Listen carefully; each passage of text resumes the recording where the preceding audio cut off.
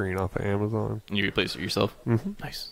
It came with all the stuff. Okay. Really? Yeah. Nice. We should. Did you break your screen? I didn't know that you had broken it. So I took it out of the case because the case was my case is literally falling apart. Yeah. And I had it in my pocket, and I was at my Uncle Brad's house, and it fell out of my pocket and landed on concrete.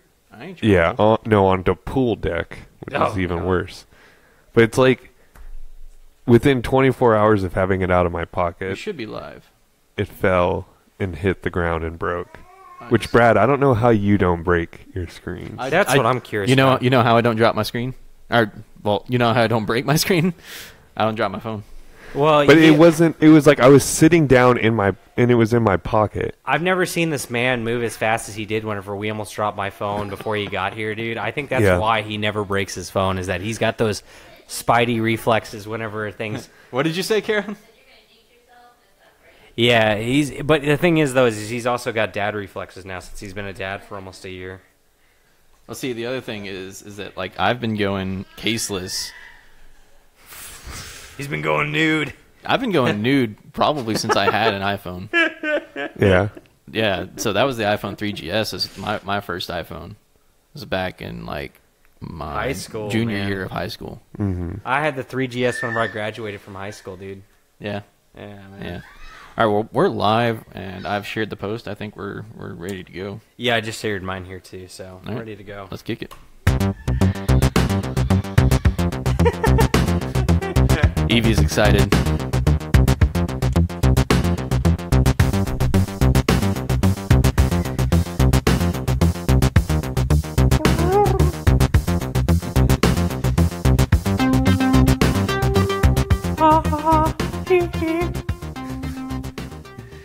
All right, hello everyone. Welcome to Beers of the Round Table. I'm Brad Slater here with Zach Adams and Scott McKeefer. We're a little bit light today. It's finals week here in North Texas for our other two co-hosts.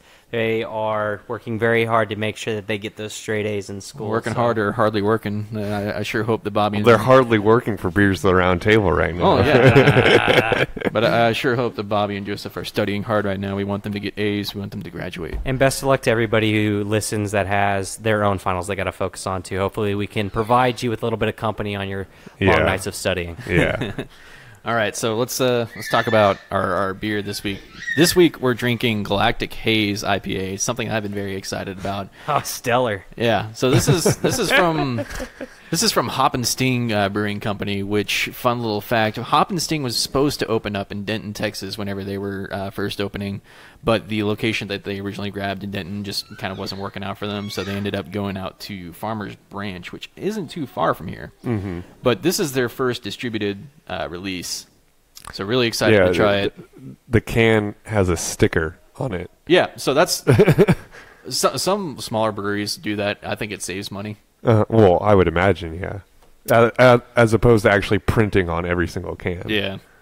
But all right, well, let's crack it open. Oh, I just got all over my phone. As we were just talking about protecting our phones. God, I jinxed myself is what I did. I immediately got a nice burst of hop aroma when I opened this up. Mm-hmm. Oh my God, I can't believe how much I got on there. So it's very nice and hazy. Something that you want to see in a beer like this. Oh man, can I keep it from going over? Sorry guys, I'm a little behind right now.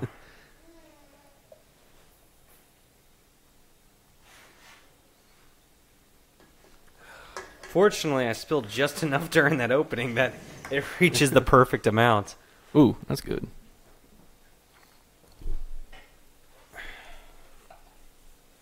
So this is like kind of their interpretation of like the New England style IPAs that are really popular right now. Yeah. Their whole mission over there is to make it as hazy as possible and as juicy and tropical and, dare I say, dank as possible. Mm-hmm. Juicy, tropical, dank. Yeah, I was actually listening to a few podcasts about actually like getting a level 1 and level 2. You know the wine? A Cicerone? Yeah, so they have an equivalent for beer. So And a Cicerone. Well, is that what it's called for beer? So for a wine, you'd be a sommelier. Okay, yeah, okay. And so for beer, you're a Cicerone. Yeah, so it's Dang. interesting. Listen to them talk. It's actually kind of cool. Well, yeah, like level 1 is just about like pouring and stuff like that. Yeah. Like kind of like what every bartender would know. Mm-hmm. But I don't know. I feel at some point we should maybe dive into that and Yeah, that'd be see if we fun. could at least do level 1, Yeah, maybe let's- level 2. yeah, Let's all become level 1 Cicerones. Hey, I wouldn't mind that at all. I mean, there's plenty of classes online, we could actually try to look up and get involved in. I honestly think, taking a sip of this is one of the most mild IPAs for the smell that I've ever had. It's really kind of deceiving. You think so? I love it. I mean, like, I'm just saying that it's not punchy in the face. It's not going to punch you in the face, and it's the right amount of hoppy, kind of grassy flavor that you can really enjoy. The fact that an IPA, I don't know. I feel like this IPA in particular, it's nice. It's trying to come over and hang out, but it's not trying to trash your entire place. Yeah. Yeah. So the other idea with these types of IPAs is drinking them as fresh as possible. Mm-hmm. Like if you could drink it, right as soon as it's done fermenting, you could. Is this another one where they do the brewing with wet hops? Like No, how no. the other week? This isn't a wet hop one. This is more just stuff as much hops as we can fit into the fermenters. Nice. And so, like, I think when the Bearded Monk got their first batch of this, it was canned like 6 hours prior. Oh, wow. Yeah. So Dang, they worked really hard to get like this beer distributed as quickly as they could, which is kind of what you want to do with this one. Unfortunately, I think this Ours particular is a few days at least. few days. I Yeah. think it's closer to a week Okay. old because this was one that I actually had to get Ben to reserve for me. Oh, okay, cool. So he couldn't quite help us out because of the limited quantity on this. Mm-hmm. Is that your knee I keep touching? That is your knee. Yeah, that's my Quit playing easy over there, you guys.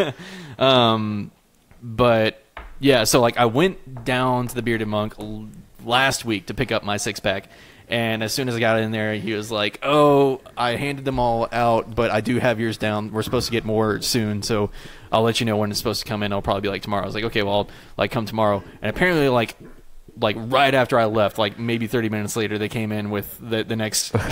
shipment of it. And the guy was asking Ben, he was like, "So did y'all sell out of it?" He's like, "Oh yeah, we blew through those, like as fast as possible." And the distributor was like, "Oh, what about that one behind the sign there?" And Ben turns around and is like, "Damn it, that was supposed to be Brad's." Well, anyway, so let's get into our topic that we were talking about. I think Scott, you're gonna kind of guide us through. I am your topic master this week. Yeah, so last night was the Video Game Awards, and a lot of exciting stuff was announced, as well as awards given away to a variety of studios, games, and people in this industry. Congratulations to Breath of the Wild, by the way. Yeah, Breath of Game the of the Wild Year. won Game of the Year. I was very happy to see that. Uh-huh. Yeah, I was really excited. I mean, yeah, about that. I think we could all agree that. I guess I played a little bit of Mario over at Bobby's. I think Zach, you have Mario, right? I do, and I don't ever even play it. Like I appreciate it for being a good game, but it's definitely not on the same level as Breath of the Wild is, man. I mean, in all honesty, it's just a different level altogether. I haven't had an opportunity to play Mario yet. Right, but I mean, we could all pretty much agree that Zelda, like, it deserves it. I mean, Definitely.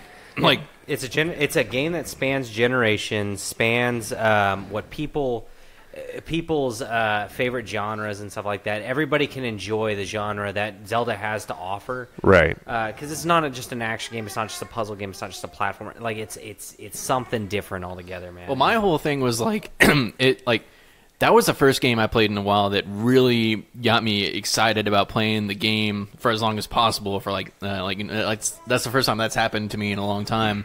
And, playing through it and just like the mechanics of the game, everything to me was different. Like, and it could be because I was playing a Zelda game and I was expecting Zelda to be one way, Right. But it's Right. completely different. Just in the first 5 minutes of playing it, when I find the jump button, And I'm like, I can jump on command. Like that blew me away for a Zelda game. That's ridiculous. Yeah. And then like going outside and just like picking up a stick off the ground, I was like, wow, this is. And then like it's like these small things, but at the same time, it's just like it was those things that really kind of made it a completely different and innovative game that really kind of revamped my love for it. Well, and I think just last thing I was going to say is I think that Breath of the Wild has taken. Has pushed out Wind Waker for my favorite Zelda game. Well, you know what, man? You have the art styles that elaborated on Breath of the Wild, or not Breath of the Wild, Wind Waker's art style, but still combined a little bit of realism to it. I mean, to an extent, of course. So you had the perfect artistic stylings on there, and you still had the same... I mean, Zelda has had this progression of musical stylings with it over the years. I mean, you start going from, just regular, 8-bit kind of soundtrack to this orchestrated piece to now where it's like a symphonic experience. Where now, dude, I mean, I would love to pay the money to go see, Symphony of the Goddesses? Exactly, yeah. When the next time that they come into town here, I would love to go see that.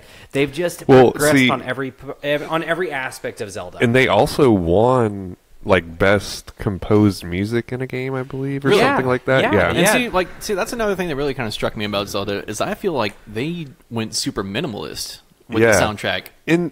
It fit the time period. It fit the style. Right. Because like it fit the game. It seemed to me like you were mostly playing in silence, and to me, I actually kind of enjoyed it. Well, I mean, because it. Those couple little piano riffs was what made the difference. Right, because I mean that is what the Wild is. You'd be walking around, you hear like a little chipmunk doing something, or you might hear some deer prancing around. Like it's a combination of things threaded together, as opposed to something more complex and composed. Man, it's an art altogether. Timing is an right, art in and of itself, dude. And whenever you can actually have I don't know if this is actually the case, but I'm pretty sure that soundtrack is basically procedural. So basically, whenever you encounter something, you hear the music start out with that little piano riff, and whenever you encountered like the assassins, it started out as like a little piano riff, and then it built into like whenever you started getting into the action, you had the full It could synchronize with like your strikes. Correct. Right, and that was like one of the things that they touched on. I remember originally in Legend of Zelda Wind Waker, whenever you'd be like, like that. That was all really cool. They just built on every single lesson that they've ever learned throughout the entire course of the series, which they're up to 20 years now. It's been about 20-something years since the first Zelda ever came out. Yes. If not, maybe a little bit more.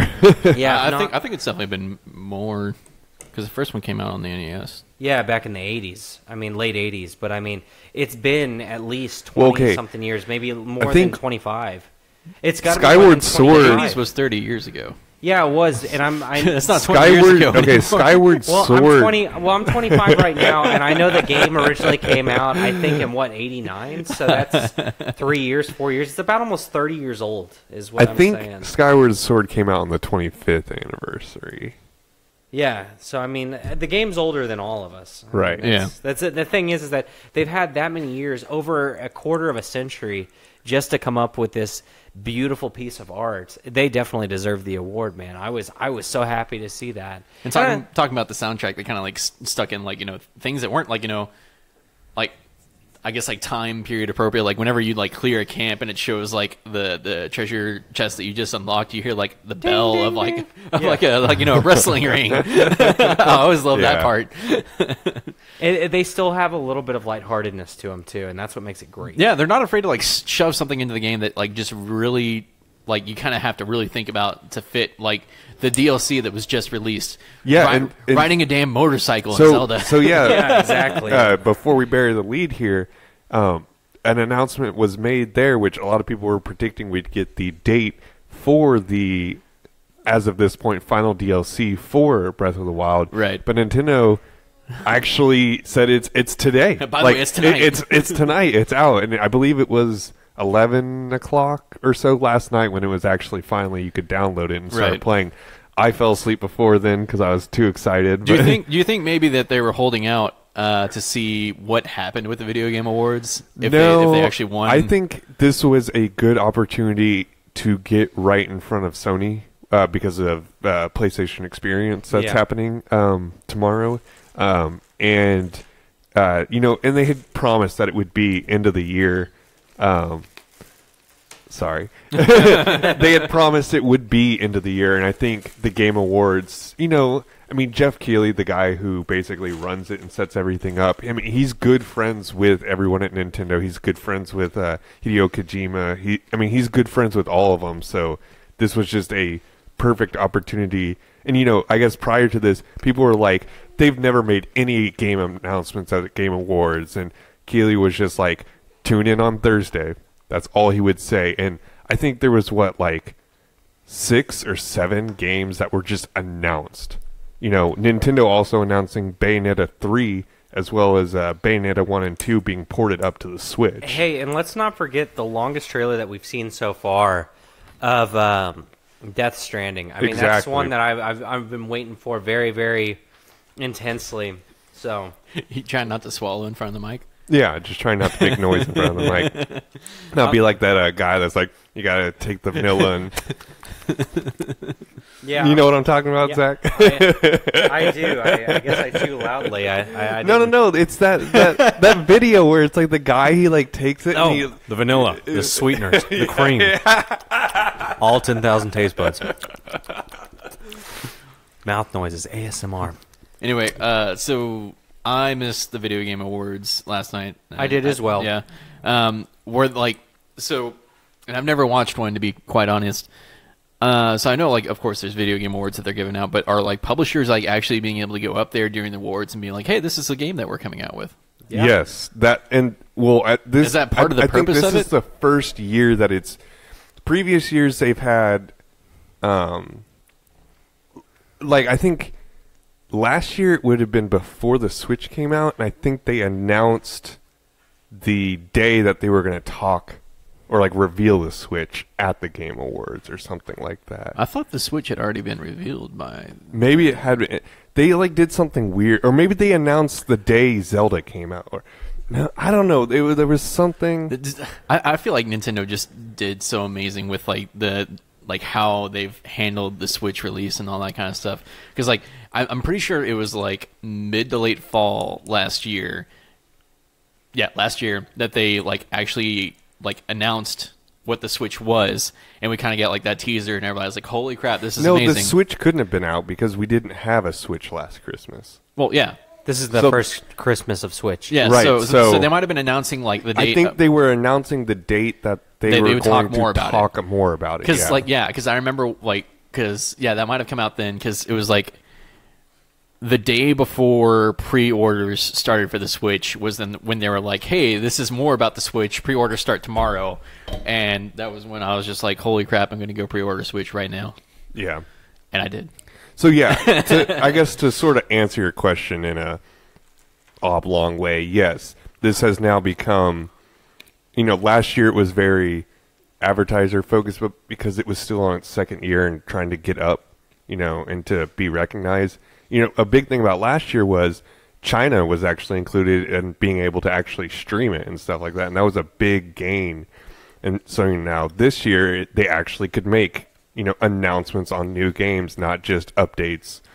And as Zach had mentioned, Hideo Kojima with Death Stranding. Was Hideo actually there by chance? He was there. He presented an award with what is the guy who does all the crazy movies?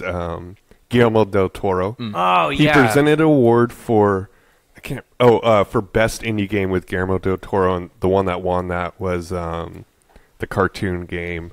Cuphead. Cuphead, yeah. Cuphead won that. I'm really happy that Guillermo, because the thing was that it had gone on for a long period of time, is that Del Toro was kind of putting himself at a little bit of a distance with the story writing for this game, I feel like. For Death Stranding, that is. And for him to actually be on stage, that was the sure thing that, look, Hideo's going to write this story, and I'm going to be there every step of the way as well. So it's going to be a fully featured story. And actually, one of the things I'm going to go ahead and save it for whenever we move on to Death Stranding, because that's something that I want to talk about completely. Well, we could get into it now. Let's just go. Go for it. Because Norman Reedus was also there to present or I to didn't even show it know off. that. Hang on, I did not before we even go know off the video game awards. Oh yeah, I was gonna say, with developers and publishers going up there like during the video game awards and being able to like announce games and different things like that. Do you think that's just kind of like a cheap way for developers and publishers to be able to shove in like free publicity for them? No, Like because they know people are gonna be watching it and they know that they're gonna have a lot of attention on them and being able to be like, oh hey, by the way, we're also doing this game. When really the video game like when it awards, should be about like the games that have already come out. it's a VMA. Or not a VMA. God damn it. It's an art gallery. It's something where you display, art. Okay. Even the trailers, and this is something that we were talking about right before the podcast started, was movie trailers as compared to video game trailers. Mm-hmm. Video game trailers are still about the art of getting people hooked. Right. Video game trailers, I feel like, have gotten so advanced nowadays that they surpass movies even. Movies show the entire plot line, and then that's it. And everybody hates watching trailers now because they show that kind of stuff.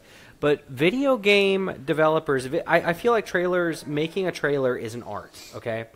VMAs are more than just the video game itself. It's everything that goes into the video game, awarding the soundtracks that go along with that video game, the artistical, the orchestrated pieces that are accompanied with it, the visual stylings that are present in that artwork form of video games. And honestly, I don't even think it's not even just for publicity. Publicity is just a side effect of it. You could have a completely terrible game like Battlefront, and that is still publicity for Battlefront. Now, fortunately, EA has been doing pretty bad with the whole Battlefront thing, and actually a lot of people took jabs. A lot of people took jabs at him. But the thing is, though, is that it's not about the publicity for the game. It's about discussing a piece of art and your thoughts on that piece of art, and that's what we're here to do today on today's podcast. Yeah, and it starts a dialogue. Yeah, I think that was kind of the overall consent. Like, the announcements are kind of icing on top of the cake, right? People were there to actually, the Industry Icon Award went to the lady who was the first woman to basically put her name on a video game box as a designer. I believe she was like designing for like the Atari or something like that, way back in the day. And she came up there and made like such an awesome speech about how, being a woman in the field. Yeah, like she, the guy who had hired her was like, all right, now she'll be able to make more like design or like more like paper doll kind of games and stuff like that. But she made like all these awesome like flying and boat shooting and all these games. Like, just even looking at it, it's like, being a programmer, I can look at it. She made like a procedurally generated game that had almost no repeats in the way the track was laid out. And I was like, damn, like that. In the early that's commendable, days, yeah. In the early days.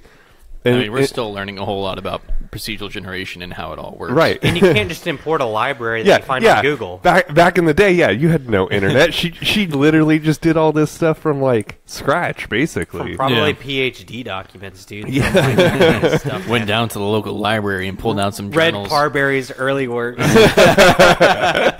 So yeah, it was, like to be able to commemorate someone like that. And she's like, saying how like, nowadays the graphics are so good, it can't just be from you, but like she has still to this day an enjoyment of the craft, and then even God, Cuphead, that was a family of I want to say 7 people who worked on that whole game. Really? Yeah. Huh. It was a family? Yeah, it's a family. It's Did not know two that. brothers, two brothers who started the company, and then a wife, and then 2 cousins, and I think one person's like a friend that they grew up with who lived down the street. Yeah. That's pretty cool. Who did the music, but yeah, it's like basically a family, and they were commemorated for 2 different things.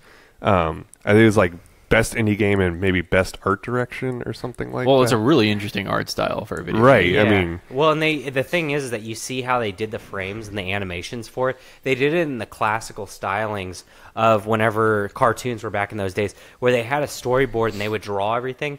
and they would actually go through and do the ink after the fact. You know, like how Walt Yeah, Disney the wife used to. worked on the inking part. Yeah, that's how it used to be. You would have a storyboard actually sketch everything up, and then you'd have an entire team of people. And originally, traditionally, it was like women, you know, a huge women team that would actually, you know, color it kind of like as you would in like a coloring book to provide that vivid color. And all the backgrounds are in watercolor, I believe. Yes, yes. And that was, you know, that's what happens. You get great games like that whenever you have people designing a game for the love of gaming and for the art of gaming rather as for, you know, making money like how EA does and stuff like that. I'm going to go ahead and take a jab right now, too. Low-hanging fruit over here. I'm sorry, but... You know, it's a common problem in gaming, and that's why I think that we're coming across this revolution of indie gamers. You know, I mean, indie gaming being as big as it is right now. But I just, the thing is that you can be an indie game developer, or you could be a giant. You know, and you can still get the exact same amount of recognition at the Video Game Awards. Right, and I guess kind of the last point about why it's not so much about the advertising is like we've previously stated, PSX is this weekend, so most of the people are going to be there for PSX. Like I met Tim For announcements. Yeah, for announcements. So like, you know, I met Tim Schafer, who made like Psychonauts at PSX when I went last year. Nice. And then right after that is GDX, Game Developers. It's the Game Developer Conference, so it's a GDC. I'm sorry, yes, GDC. I don't know You're where thinking of GDAX? GDAX. Maybe. We're talking about that cryptocurrency next week.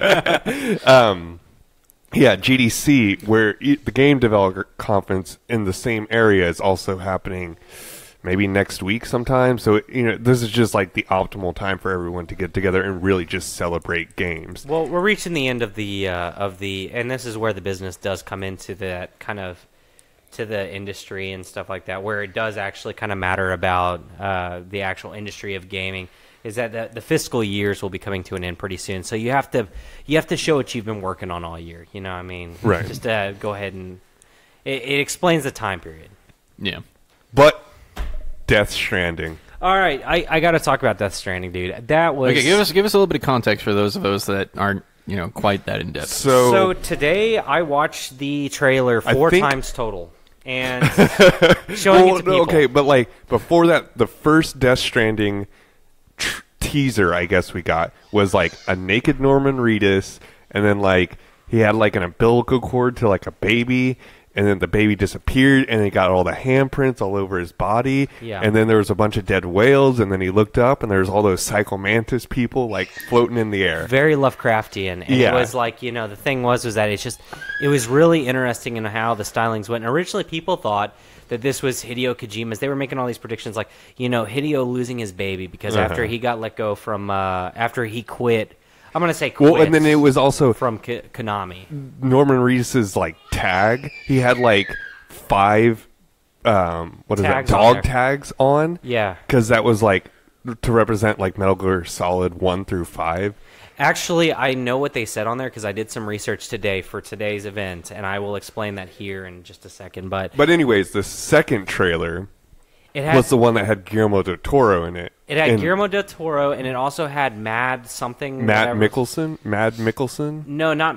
Is it Mikkelsen? It's the Dutch actor or the Norwegian actor. He's the other one who's the main star besides Norman Reedus. Right. And he's done works in a couple other things. I can't think of exactly where else he's in, but he's also another popular actor.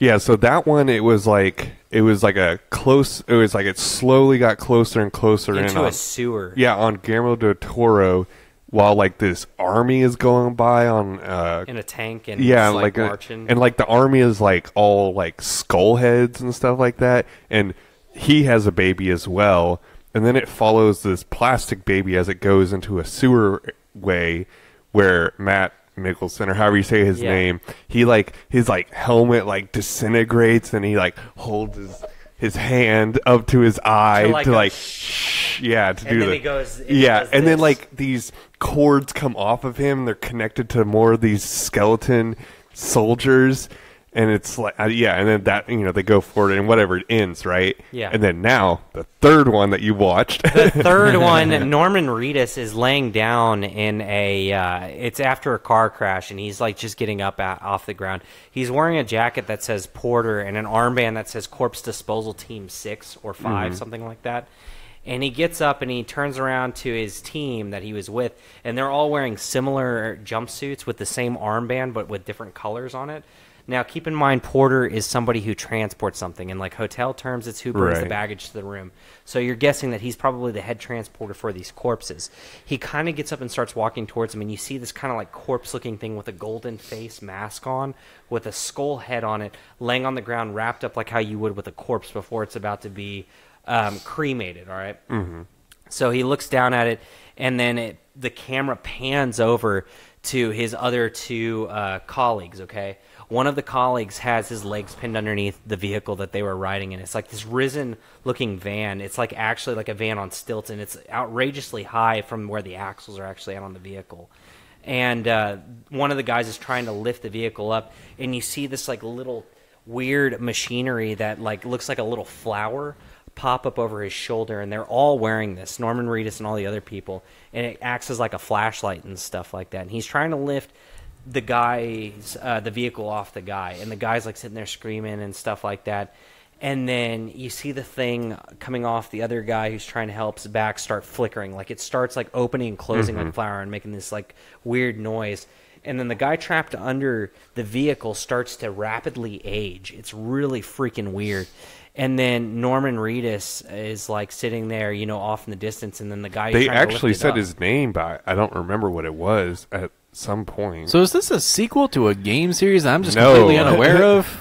Well, Norman Reedus, the only reason why Guillermo del Toro and Norman Who Reedus the hell is Norman Reedus? Norman Reedus is the crossbow guy from Walking Dead, okay? Okay. That's why people are really interested in it, and he's also in a sideway friends with Hideo Kojima, and Del Toro is for other reasons too, but that's beside the fact. So now, is it like his actual likeness that's in the game? Yes. Completely. Like but all the actors are face captured down to the T. Yeah, like it's freakish. It's crazy. Like Okay. if you go and look up the actual person, do a side by side, like it's hard to tell. Down to the facial hairs, down to his scrappy little beard. Yeah. Well, we're at that stage now with technology.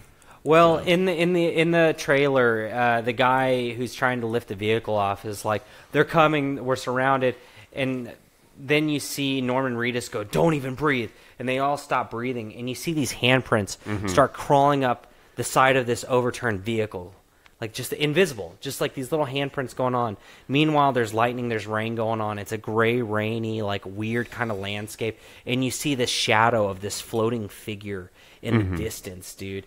Not related to these handprints, and you're like, oh shit. And then it goes off, and like the little machinery is like following this creature as it moves, the invisible creature, and then eventually it stops moving, and it's just like that, and it's like, all right, we're clear.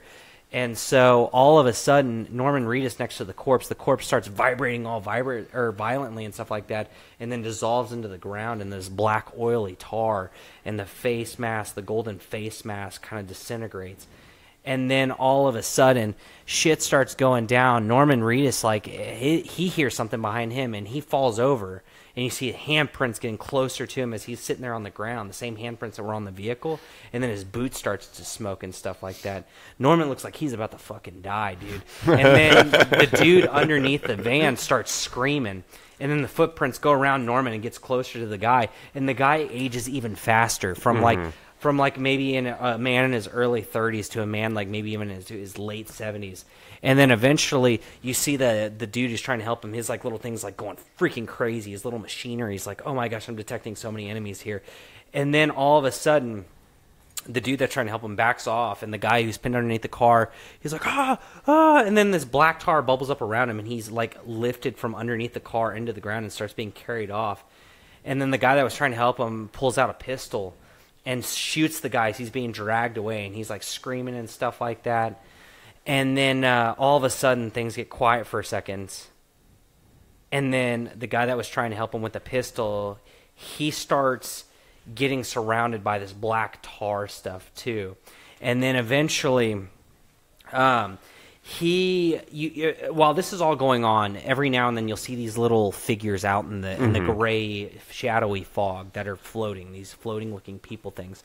He all of a sudden freezes and then gets flipped upside down, and right before he gets flipped upside down, he's about to blow his brains out, all right, with the same pistol for no reason at all. And then he's like sitting there floating by, like, as if somebody's holding his leg, and he's being held up like this, and he starts floating up in the air, and all the rocks start floating up in the air. Norman Reedus is just standing there watching this shit happen, dude. And he starts getting picked up. He's like, no, no, no, no. And the bracelet on his arm is glowing and stuff like that. He also starts stabbing himself in the chest. That's what I was about to say, is that he pulls out a knife and he starts trying to kill himself, all right, as he's being levitated up. And then all of a sudden, out of the gray blackness, you see this giant Lovecraftian beast, all right, with these tentacles coming out of his fingers, like all of his fingers, and it's this giant, dude. And the guy is being levitated up towards this giant's mouth. And right as he's about to be dropped in, you notice that this giant has 2 hands for a mouth, okay? And then the guy who's being levitated gets dropped into it, and the mouth closes, and then Norman Reedus looks away. And before all this happens, too, I forgot to mention, the dude with the pistol drops a baby in vial and says "run" or something like that. And it's like this baby in a vial with like a little. It's the same one from the second. From the second and the first like thing. There's something about babies in vials or something like that, and umbilical cords.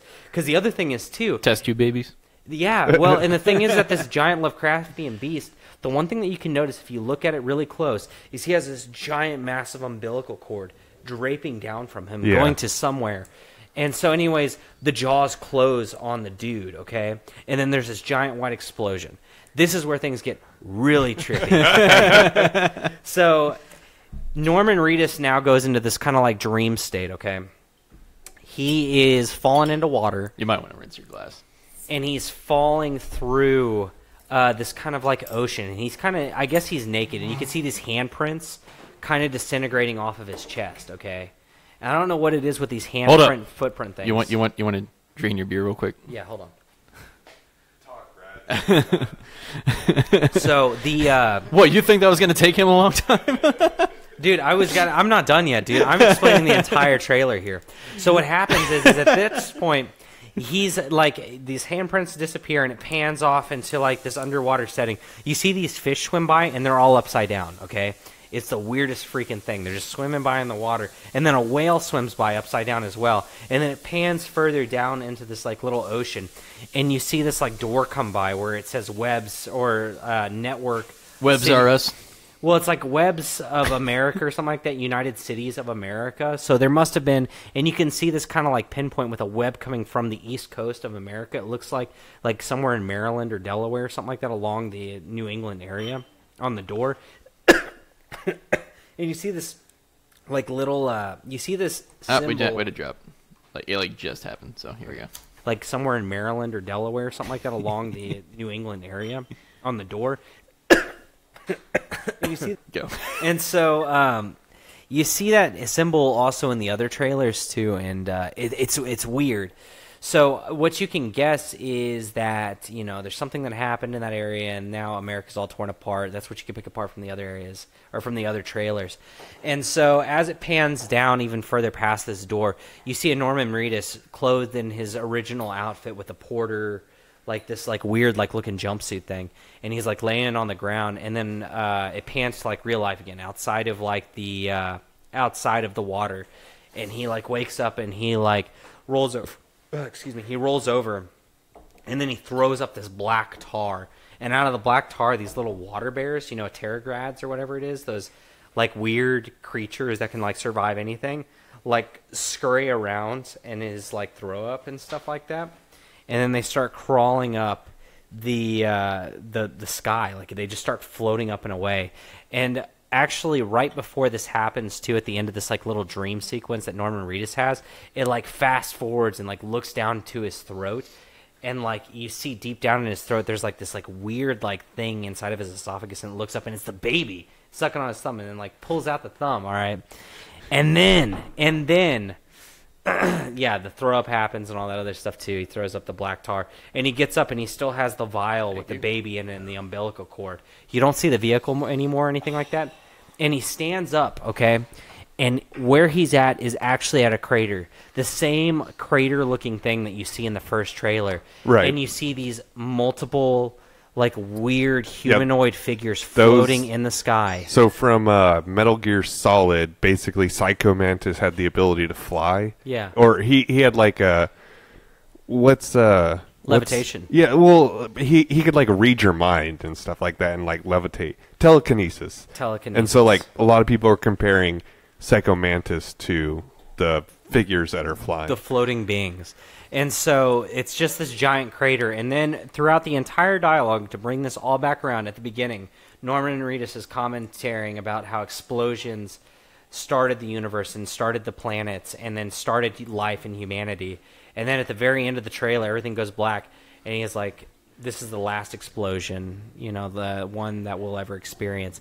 And I'm guessing it's talking about that crater, okay? Yeah, that big-ass crater. A lot of people are talking about Death Stranding. The title name has its own set of clues, you know, talking about how the dude, as he's being floated up to the Lovecraftian hand beast thing, that he couldn't die. Like, you see this wristband change colors as he stabs himself to red, and you see this with the guy who's pinned underneath the car. As he gets older, his wristband changes colors to indicate his health level. It's almost like these creatures don't let you die, and then they feed off of your life. And it's part of the reason why Norman Reedus is like, hold your breath, don't even breathe. Because he was moving around and stuff like that, but the creature can't see him unless he talks or breathes and stuff like that. So it's a weird thing, and I'm thinking it's going to be some interdimensional stuff. Going back on the first trailer, Hideo Kojima, after this thing is displayed, fucking genius in his marketing or whatever you want to call it. He goes, look through the other trailers, you'll understand what I mean. Those dog tags that Norman Reedus is wearing, this is the one thing that we can confirm. It refers to a couple of equations relating to quantum physics and stuff like that. Really? I don't remember exactly. It's quantum field theory is what it's based off of, okay? They have the equations written on them. So it's likely to believe that maybe in Delaware, since it's in that kind of like area, Massachusetts, in the New England area, that's the only thing you could see from that door handle. Maybe it was like an experiment by MIT or some science group to open up a portal or a doorway, similar to how the Half-Life series goes. I want to go ahead and let everybody know, I'm a huge fucking Half-Life fan. Huge. I love the idea of interdimensional shit because it makes everything that's weird in a video game make sense. And maybe, just maybe, he was part of that team and they opened up something and that's what caused the crater and the explosion that you keep seeing in all of these things. Yeah, that makes sense. Anyways, point is that this thing, I am so confused. I got obsessed with the trailer, and that's what a trailer is supposed to do, okay? Not like how movies are doing it now with like Jurassic World 2 and some of this stuff where it explains the entire plot line within 5 minutes. Like, dude, oh my gosh, some of these trailers that I saw, GTFO was one of the other games that was announced. It's from the makers of Payday and Payday 2, okay? Basically, I don't know even what the premise is. It sounds like they're prisoners that are forced to go down into this old mining pit or experimental pit or something like that and retrieve stuff. And whenever they go down there, they get attacked by these alien monster demon beings, and you have to fight through it. So just some of these games that are coming out and what you see at the VGAs are just freaking amazing. I mean, the level of quality of some of these trailers are just ridiculous. But, well, and see, the other one that I thought was really cool was the witch something. what was that one about? Because those were the only like. To me, it looked like sort of like Skyrim, but with friends. Dude, that sounds great. Because it was like, I mean, yeah, like it Newest had game by Zynga, Skyrim with friends. Skyrim with friends. well, yeah, because it had like swords and shields and magic, and it was like that same thing where like they had magic in one hand and a sword in the other, and like chop chop chop. And so yeah, I think it's like a 4 or with your friends, and you could go around and kill people and stuff. That sounds awesome, dude. And I mean, there's just so many good games coming out, and I'm so excited. I'm so Agreed. ready for it. Well, now that we've killed it a sufficient amount of time, let me take a look at that bottle real quick. Oh, sure. For our listeners, now that we've finished our Galactic Haze, we switched over to Big Bad Baptistia from Epic Brewing. This was another rarity that I got from Ben this week, so I'm really excited about it. And it's really good so far from what I've had. It's an imperial stout with Mexican coffee, cocoa nibs, vanilla, and cinnamon. I don't know if I can really taste the cinnamon. I can actually taste it a little bit. Like there's almost what I would just kind of call like a holiday flavor to it, that where I kind of get that cinnamon. Maybe it's the coffee that's kind of overpowering, but there is a good amount of coffee in there. But like I guess maybe I'm so used to coffee beers now that I can kind of taste that difference in there where the cinnamon is. Mm-hmm. But I mean, it could be. So while Zach's in the bathroom, hey, don't reveal the or don't let them behind the kimono. So Epic Brewing, like they have a series of beers, Big Bad Baptist, which I really like that series because it's a different. Like every time they do a batch of it, it's slightly different. Every batch is a little bit different. Different alcohol content and all that kind of stuff. It's usually around the 11 to 12% range. It's a big barrel aged imperial stout. Mm-hmm. So this is a variant on it, the Big Bad Baptista. And this one's, I guess, like their Mexican variant because it's got the Mexican coffee. It's got the cinnamon in there. Do we know what the difference is between American and Mexican coffee? I don't know. Well, I can tell you Mexican coffee is going to be a lot stronger and a lot more bold because of the fact that a lot of times it's more... It's raw. It's fucking raw. It's fucking raw. Well, it's grown just south of the border in Mexico, okay? So the thing is that you get a fresher bean and stuff like that. And the stylings, it's just... They like their coffee black, man. And I mean, the flavoring itself is a lot more full. And it's... As a coffee drinker myself, I drink my coffee black, man. I don't like cinnamon by itself. I really don't. But if you have Mexican hot chocolate, it's a lot of cinnamon, a lot of spice added to it. It's a lot thicker, a lot more bold. They like flavor, man. They like flavor. A lot of Mexican cuisine has a lot of strong flavors to it. Tell you, I've been waiting for Kara to make the Mexican hot chocolate. She got the stuff for it. I've just been waiting for her to make it. I've never had it. I need to try it. I've never had it either. I'm very excited. You can get abuelitas, which is it's basically like the way that you have to make it though is you have to make it in a pot. You literally just melt down the chocolate with heavy cream, and man, is it fucking good. For our Secret Santa party coming up, I'm gonna do like a spiked hot chocolate in the crock pot. That sounds fantastic. If we can put some rum in there.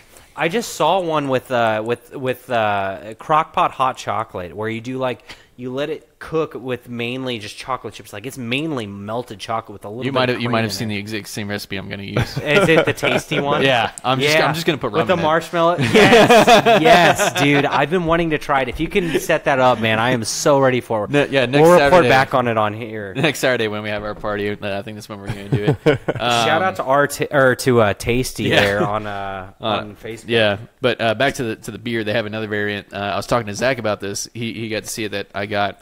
It's their triple barrel one. So the beer is aged not only in whiskey barrels but also rum barrels. Interesting. And then they add in barrel aged coffee beans and barrel aged coconut. What would a barrel-aged coffee bean be? See, that's something I'm a little bit curious about. Do they just take the coffee beans and shove them in a whiskey barrel, or how does that work? I'd have to imagine it'd be something like that. Yeah, I mean, I don't know what else they do. I guess you let the bean sit before it's roasted, because the thing is that a lot of times it's roasted basically pretty fresh. So I don't know what the effect necessarily would be by letting the bean sit for a while it's still fresh before roasting it and then roasting it. We could do some research and maybe come back to this. Okay. But yeah, so that'll be interesting to see how that goes. Moving on, I got a little game for us to play. We are coming to the end of the... In spirit of the Game Awards, a game! Well, even more in spirit of the Game Awards, we're coming to the end of the year. So I found a list of... this list came from Business Insider. It's their list of the top 10 games of the year. All right. So I've got the list. And I'm going to let you guys tell me what y'all think is on the list. Is this video games or games in general? Video games. Video games. So let's get some music going here.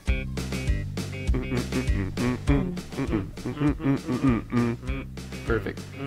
Let me test my sound effects real quick.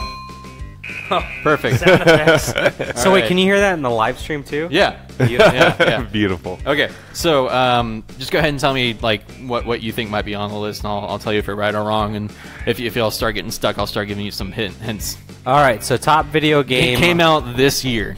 Legend of Zelda. Of course. Destiny 2. Hell no. No. Oh my god, really? No. It was a failure.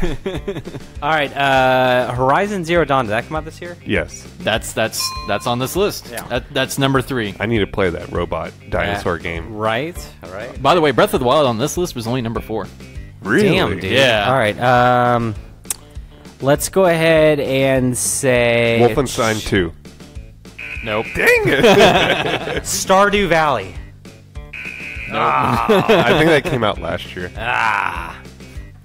Well, let's go ahead and say, gosh, I want to say all the old games like Rocket League and stuff like that. Rocket League? Definitely not. Okay, is it going to be Battlefront 2? Please tell me Battlefront 2 is not on there. Nope. Okay, good. One of the first times I've ever wanted to be really wrong. God, what other good games came out this year? Okay, what came out? What about Nier Automata? Nope. No. Can we go ahead and say... Persona 5. Oh, yeah, that's going to be one. No, God dang it. Damn, Wait, man, what that's is a good what? one. Is this just based off of scores? Is it based off of monetary gain? I should have gone back and read a little bit more about how they curated their list. Because these are games that were like, Super Mario Odyssey. Yes. yeah. that was number 2. Number 2. According to what was Business- even Business more than Insider. that? Is Call of Duty Modern or Call of Duty World War II one of them? No, What about Battlefield 1? that wasn't this year. Was that last year? Oh, damn. Okay, I will tell you that with friends. on this list, there's only 3. Y'all already guessed Horizon Zero Dawn. There's only 3 that I hadn't heard of about this year. Let me know when you want me to start giving you hints. You might have to. You might now. have to, I mean, 'cause- I can't think of any other good games that actually came out. Okay. It's more popular as a TV show. Oh shit. Game of Thrones. Rugrats Trip to Paris. Rugrats the movie, the game. Walking Dead. Batman.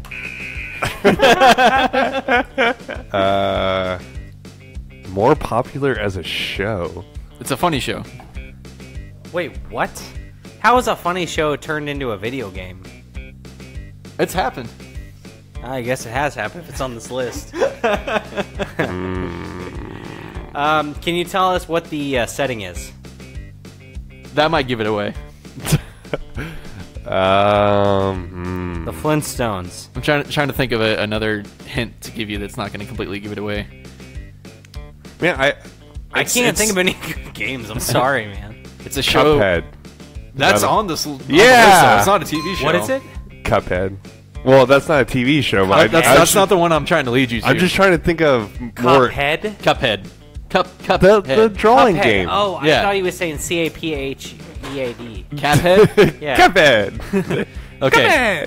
This show has become more relatable, but in my opinion, a little bit more stale over the years. Oh, Walking Dead. No, I I already said don't that. watch Walking Dead. Give me a second one. I need a second one.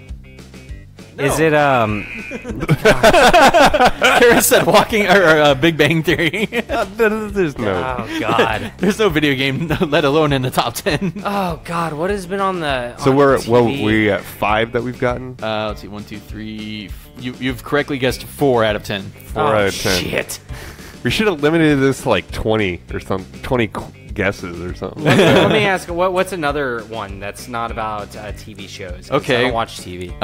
This game once had a deal with Asus to be branded on a motherboard, or the franchise did. Far Cry. Halo? Because like Master Chief is on like the new Scorpio, like the Xbox One X. There's a Is FIFA Master on one of them? No. This game series is one I'm not a really big fan of. In my opinion, it's really repetitive. I didn't feel like it got any newer even after the first one. These are not good hints. well, look, if you knew me, okay, Scott. Yeah, I don't know you. People that think they're good at parkour. Gears of War, Mirror's Edge. Gears of War minutes. What about the other one? That people that think they're good at parkour would probably dress up as this character and go running around. Gosh, Overwatch? Assassin's Creed. Oh, okay, Assassin's Creed Origins. there you go. Finally, Dude, that is such a good game. I've been playing it, and Shut up. I love it. It's so good. There's at least 2 on here I don't think that anybody's going to get, because I know one of them's not even like a console or PC game. It's a mobile game. Can you go ahead and just say it? Okay, that one's HQ Trivia. What the fuck? Oh, yeah, I play that. Ah. You can get money if you get all of them right. We get a wrong one for that one. But, let's see. This game series had a really good installment on the GameCube. Billy Hatcher and the Giant Egg. I mean, it was on the other systems too, but I remember it. Okay. Phantasy Star Online. It had a game controller in the shape of a chainsaw. What? What? Man, no. Not recently, but this was a while back. But the newest installment. Lollipop Chains? No, there wasn't a Corporate created viruses. Hack? No. Like infection viruses. Oh, wait. Are you talking about, Resident Evil? Uh-huh. Which one? Resident Evil 6? Nope. Is it up to Resident 7 Evil now? 5? Nope. Resident Evil 7. Yes. I knew. Man, I didn't even know that came out. Oh, it did come out this year because that the dude with Yeah, the gun see, who came out. That's the thing. Like, it's like, the Game of the Year discussions are going on, and it's like, Resident Evil came out this year? Okay, so we're missing number 10, number 6, and number 1. Oh, God. Number 1 wasn't even answered yet? What came out yet. this year that was number 1? I'll tell you. Viewers, can you give us some hints on what it would be? We're asking for your FIFA? help. I already said FIFA. Dude. Oh, you already Oh, did. Matthew's commenting on our live stream. I don't know what he's talking about. Near a tomato. I already said that. Starts with a P. Y'all are gonna kick yourself. I don't know. Oh, maybe he's talking about Matthew. Are you talking about what's in the number 1 slot? Resident Evil Starts with 7 a is P. bombing. Phantom God. Hourglass. This game. Nope. That's definitely not this year. I'm trying to think This game probably kind of Pikmin stemmed. 5. Nope. Let me get out my hint, damn it. This game probably kind of started out more as a mod. Oh, Player Unknown Battleground. Yep. Damn Oh my it. god. There I don't you go. consider that a game. Damn it, that's not a because game, it's early 1.0 access. hasn't been released I totally yet. agree. I totally agree. That this isn't my list. South Park. There you go. Finally. Hey, Oh hey! my Don't pull God. up the fucking list. You... No, I didn't pull up the list. That was your brother that said that. Oh, okay. We still. Oh my god, so a TV show? Okay, yeah, that makes so much sense. All right, so we still got number 6 that we haven't guessed, and I don't even know how to hint this because I've never heard of this game, and I'm guaranteed that you Give guys us probably a hint towards the name of it. The middle word out of 3 is chef. Oh, dude. Battle Chef Brigade. Never heard of it. It's a Adult Swim game, or I guess it's not made by them, but it was published by them, I believe. All right, well, that's the list. And it's on Switch. But basically, you go and you like fight and kill stuff, and you use that as your ingredients. And then it's a match 3, and it's like it's like all the chef shows where you have to like build stuff or make stuff for the actual chef and stuff like that. A lot of people love it. It's meal prep. Is Yeah. it anything like the one we play on Switch? Oh, God, no! Dude, I've got that one on It's different Switch. because like I said, you go out and you kill stuff for your ingredients. Like it's like an action RPG, like swinging swords and stuff. Collect that, and then it's a match 3. So Monster Hunter, but you prepare the food. Well, it's all 2D too. Oh. Mm-hmm. And then it's a match 3 game to create whatever meal you're going to make. Right. Okay. Interesting concept. Well, yeah. All right. So that was fun. That was a lot of fun. Why don't we do more games? Yeah. Well, you've been absent for every other game that we've done. I'm sorry. I'm so sorry. So like for the other ones, I actually wrote like a Python script to like give me would you rather questions. Yeah. So I would just spit out a random would you rather question. We've done that a few times. My favorite one is still about the clown. Would you rather? What is it? It's like would you rather have a clown that follows you everywhere but nobody else can see it, or would you rather have a stalker that was that it? It's like everyone can see, but it was like dressed as a bunny rabbit or something like that. I can't remember. It was something really weird. God, that sounds terrifying. Oh, and then there was the one that was like, would you rather never have the power go out, or would you rather never have a toilet clog? And then Bobby's logic Power was go like, out.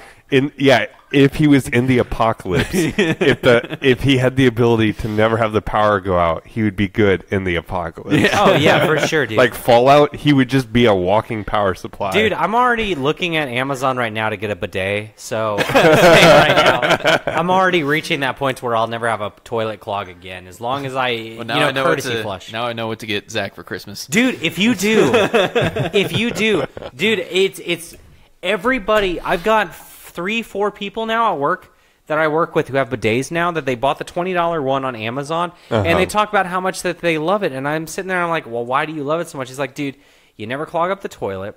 It's a cleaner, easier cleanup. And then whenever you go out to a Mexican place, we live in Texas, dude. So whenever you have habanero salsa the night before and you go home and you cool out the flames with a fucking fire hose, that toilet-mounted fire hose is going to save your life, dude.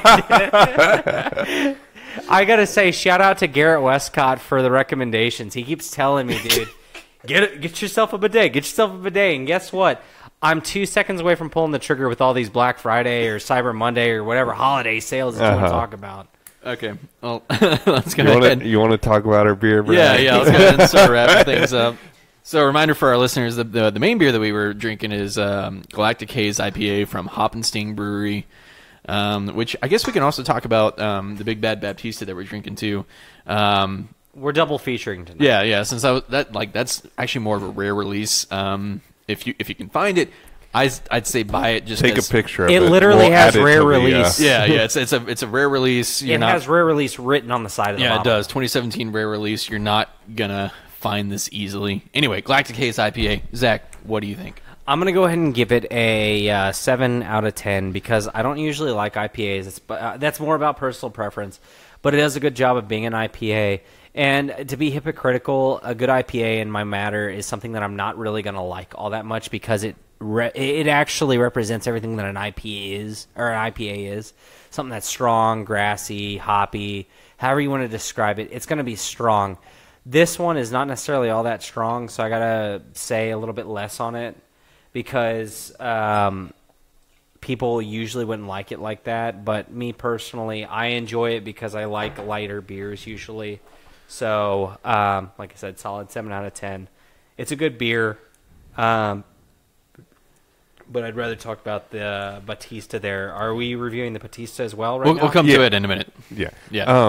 I'd have to agree with you, Zach. Like, I think a 7 is probably a good score for this. I mean, I feel like we were kind of spoiled last cast with Austin Beer Works, that wet hop. I mean, that was good. It did what I guess this is. Well, maybe not because it's a different style of IPA, but I feel like it did the IPA so much better than what this is doing. I think the way the beer looked, like the color was like rich and looked good, and the smell was great, but still, it just didn't quite hit an interesting note for me. But it is something I would definitely get. I mean, yeah, this is something I'd pick up if I see it in the store. Okay, yeah, fair enough. Yeah, the wet hop IPA is definitely its taste on its own just because of how the beer is made, and you're only going to find wet hop stuff like in the early to mid fall kind of range, just because that's when harvest time is for hops, and that's right. Like hey, man, that's why I appreciate it. You take advantage of it whenever it's in season. Yeah, just like pumpkin spice. Like that's like what goes into that beer is amazing, because we had that one from Austin, and according to the can, within hours of them being picked in Washington, I think it was, Right. somewhere like up there, it was like flown in hours and thrown into the boil. I believe it was within 12 hours. Like that's amazing to me. The freshness that kind of goes into those beers, right? That's always really good. But as far as the Galactic Haze IPA, I think I'm gonna have to probably go around like a 7.5 range. I enjoyed it. It was a hazy IPA. I really like the hazy IPAs. It had a nice aroma, but I mean, I've had some other hazy IPAs that I feel like just kind of hit that mark a little bit better. Like for me, I'm looking for, I guess, much more of a bigger hop aroma, a little bit more dank, I guess you could say. There's a different mouthfeel that I'm kind of looking for. This one didn't quite have it. Yeah, it was much more flat than I guess I had imagined. Yeah, I think I know what you're saying. It was like the flavors were muted. Yeah. But like, I mean, I felt like I got more out of the smell than I did about the tongue dancing. Which personally I like, as a man who enjoys lagers and light beers, just generally speaking. That was nice. But, I mean, for somebody who usually enjoys a good IPA, this is going to be something that you may not be necessarily... Now, let me say, though, that I feel like as an IPA, it stands out as like a good IPA. But if you're the type that looks for a certain kind of quality in a hazy, New England-inspired IPA, this may not check all the boxes. Right. But overall, I think it's a good beer. Yeah. So that being said, let's go back to Zach. Let's talk about the Big Bad Baptistia. Big Bad Baptistia. Okay, so this is an interesting one. I enjoy stouts, especially this time of year, because as of last night, for anybody else and our listeners that live here in the southern regions of the United States, we just had snowfall south of where we live. I watched the goddamn radar. It's like going around Dallas and then it just head straight south, and everyone on my Facebook is like, snow, snow. I'm like, what snow the fuck? in like Houston, College San Antonio. Station. Yeah, they're all getting snow. Whenever you work for a university, especially whenever the university shuts down, you don't have to go to work. I was pissed. So, but the thing is, though, is that... That's not the point. That's my own grudges right there. But the thing is, though, is that this time of season brings out a lot of things that I enjoy. I like the more robust flavors. I like a heavy beer because it keeps me warm. I feel it's a mental thing. But, I mean, it's the same reason why you like to enjoy a thick, hearty eggnog, or Mexican hot chocolate, or regular hot chocolate, whatever the case may be, whatever is your poison of choice. I really enjoyed this Baptistia right here. Honestly, I liked it better than the Galactic Haze IPA. It has a lot of notes that go into it. You can taste the coffee really, really well, and it's a well brewed. Or I know it's not actually coffee, but the beans themselves, because they have to roast them before they throw them in there. They have to roast them because you can taste that roasted kind of flavor to it. It reminds me almost like a French roast, where it is a little bit more pungent, something that actually kicks you a little bit more. I do know my coffee a little bit better than I do my beer, and that right there has a good coffee flavor. And you can taste the cinnamon really well as well. Now, it actually could be brewed coffee. It depends on the brewery and how they add their beer, but I will say when we brew our Imperial Stout, we put coffee in it. And what we do is we do a cold brewed coffee in a French press. Nice. Nice, yeah. So we get a really nice, strongly brewed coffee and pour that into our secondary fermentation. You can taste something like that to the Grizzly Green Bear, because you do it with the Grizzly Green Bear, right? Coffee, no. No? Just our Imperial Stout. The Grizzly Green Bear is the big old Imperial IPA. Well, you can taste the Imperial notes, I guess, then, the similar stylings in this beer, because it adds a little bit of sweetness, I feel like, to it. And I guess that's when you kind of get to the higher alcohol range. Yeah, that I guess comes out a little bit. For sure. I was really surprised. I really enjoyed this. The smell was great. You can taste the cinnamon. If you like cinnamon, you're gonna like this. If you like coffee, you're gonna like this. I'm gonna go ahead and give it a 8 out of 10. All right. Yeah. Cool. Scott, what do you think of the Big Bad Baptistia? The only other things I can compare it to is Austin Beer Works Black Thunder, and that... What style is that? That is a dark beer. I need to bring it up here because I think you guys would like it. But yeah, I've had that, and I've had the one we had last time, the rum. The rum aged imperial stout. Yeah. Ooh. That was good. That was Legion from Community. Yeah, Legion. Yeah. Oh, yeah. We didn't have it on the show, but I think we had it before the show. before the show. That's right. But anyways, I was going to kind of say, like, both Epic and Austin Beer Works are like, fighting each other for like the best beers that I've really had. Really? Well, I mean, we had that raspberry. Oh yeah. Or that was pretty good. Little brainless raspberry Right, or whatever. yeah. That was like really good, and so far everything I've had from Austin Beer Works has been really good. And I agree, man. Like this is a really good like dark beer, and It's solid, man. yeah, Yeah. and I'm like I don't drink coffee, so I don't have that sense of Like being able to You don't have detect a it taste on for your it, palate. dude. You just don't have a taste for it. okay, yeah, that's not what I'm going to this beer for, but what I enjoy about this is the flavors you get from a dark beer are so much more interesting than what we get from the IPA we tried tonight. Right. In my opinion. You don't appreciate, or not appreciate, but you don't have a taste for coffee, but you appreciate what it brings to the table in this beer. Right. Yeah, it's so much more interesting, and I kind of agree with Zach where it like has these more sweet notes, but then like sort of mixed in with like, I guess I'm going to say chocolate because that's kind of the only thing I can think of where it's like Yeah. Chocolate is something that all like pretty much usually comes out with an imperial stout like this. yeah, With good roasted barley, I- it tastes like dark chocolate, dude. Yeah, I think Anytime we brew. it's just sort of the richness of the flavor, Right. in comparison. Yeah. Yeah, I really like it. I would definitely say like an 8 or something like that. And Okay. I'll next time I go down, I'll try and bring back some Black Thunder for us to try. All right, cool. What about you, Brad? Yeah, so when we're talking about beer, my favorite styles is always still the big imperial stouts, because imperial stouts is always just go big or go home. It's a style that you can just throw everything into. We brew one ourselves, me and Joseph and his brother Al Michael, and we've got like the highest we've gotten to is probably 12 point something% alcohol on that.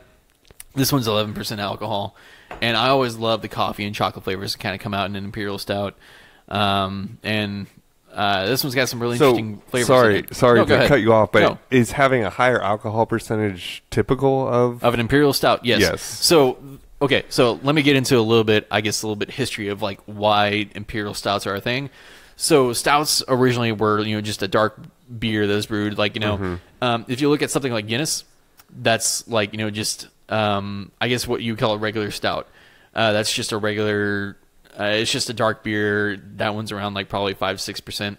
But what happened way back when is that like England was brewing beers for the Russian czars. And to be able to ship it from England over to Russia and not have the beer spoil in between then, what they were doing is raising the alcohol percentage so that it would last the journey. Okay. That's interesting. Yeah, and that's where the imperial stout came from. And like the imperial qualifier just is something that we've taken to mean now like stronger alcohol. That's why you have things like imperial IPAs that are just IPAs with stronger alcohol. Yeah, someone to knock the czars on their ass, considering that Russia considered beer as a soft drink back in the 90s and 80s. Yeah, because like the style, like for the most part, if you look around, you'll find Russian imperial stouts. Really? Yeah, but it doesn't mean that it was brewed in Russia or anything like that. It's just that's the name of the style because it was originally brewed for Russia. It's always interesting. You see one of the more popular ones being Three Philosophers is a really big one that you usually see labeled as Russian Imperial Stout. And it matches that right there. But I think Three Philosophers is American, right?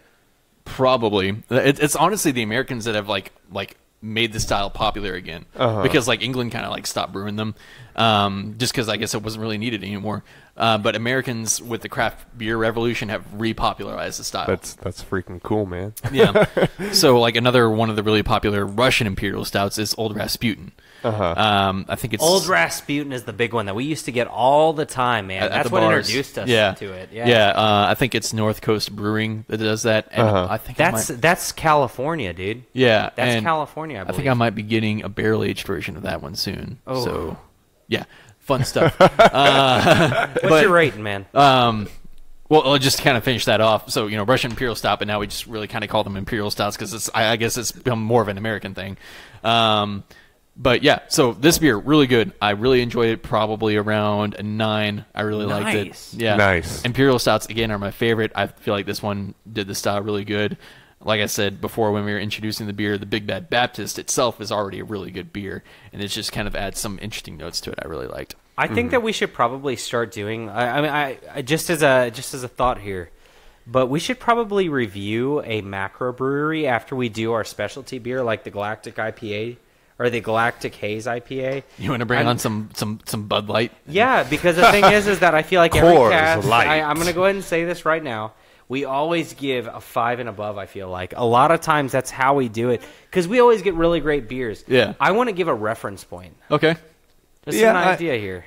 I think part of the reason that we give such a good review is that we are trying things that maybe kind of like what indie games do in the game space. They actually take a concept and sort of perfect it, as opposed to these macro breweries spraying and praying, like trying to get the biggest amount of audience with like a lame beer. Yeah. And that's something that I've kind of talked about before, and it's not that macro breweries can't brew something well. Like in fact the styles that they brew are lagers, especially. Is a really good example. They're more difficult styles and to brew, and it's honestly like that's one thing that you kind of have to give to the macro breweries is that they can brew a style like that so consistently that they deliver a product that tastes the same every time. Right. It just happens to be a very bland style. Mm-hmm.